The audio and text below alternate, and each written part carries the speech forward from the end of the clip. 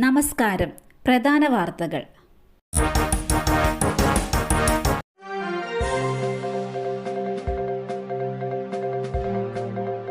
Nipah 68കാരന്റെ പ്രാഥമിക സ്രവ പരിശോധനാ ഫലം നെഗറ്റീവ്.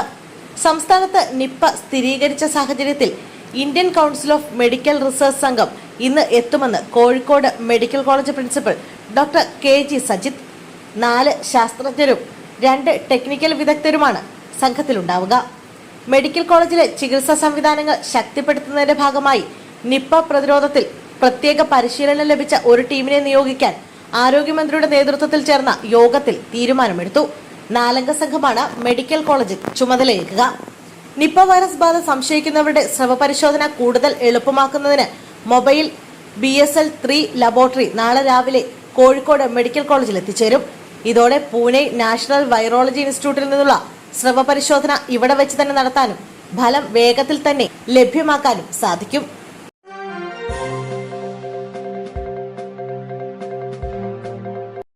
ഇടുക്കി ചിന്നക്കനാലിൽ കാട്ടാനാക്രമണത്തിൽ 1 മരണം. ചിന്നക്കനാലിൽ കാട്ടാനാക്രമണത്തിൽ ആദിവാസി മരിച്ചു. ചിന്നക്കനാൽ ടാങ്കുകുടി സ്വദേശി കണ്ണനാണ് മരിച്ചത്. 47 വയസ്സായിരുന്നു. വൈകിട്ട് 5:30യോടെയായിരുന്നു സംഭവം. ടാങ്ക് കുടിക്കും ചെമ്പകത്തൊഴുകുടിക്കും ഇടയിലുള്ള വഴിയിൽ വെച്ചായിരുന്നു കാട്ടാനാക്രമണം ഉണ്ടായത്. കണ്ണനെ തട്ടിയിട്ടതിനു പിന്നാലെ ആന ചവിട്ടുകയായിരുന്നു. കരച്ചിൽ കേട്ടെത്തിയ നാട്ടുകാരാണ് പിന്നീട് ആനയെ തുരത്തി ഓടിച്ചത്. അടിമാലി താലൂക്ക് ആശുപത്രിയിലേക്ക് കൊണ്ടുപോകുന്നതിനിടെ മരണം സംഭവിക്കുകയായിരുന്നു.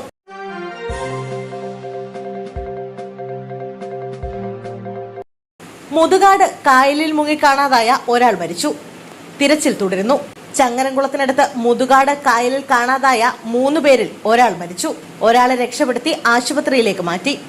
3ാമത്തെ ആൾക്കായി തിരച്ചിൽ തുടരുകയാണ്. കല്ലൂർ സ്വദേശി ആഷിഖാണ് മരിച്ചത്.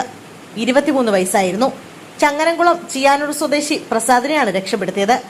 കായലിൽ വഞ്ചി തുഴഞ്ഞു പോകുമ്പോഴായിരുന്നു അപകടം.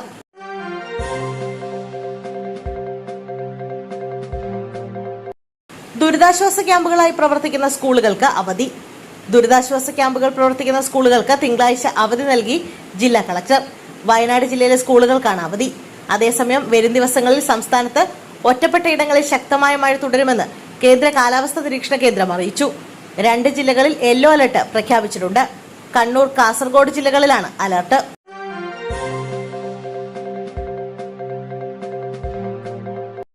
ഗായത്രി നദിയിൽ പ്രളയ മുന്നറിയിപ്പ്.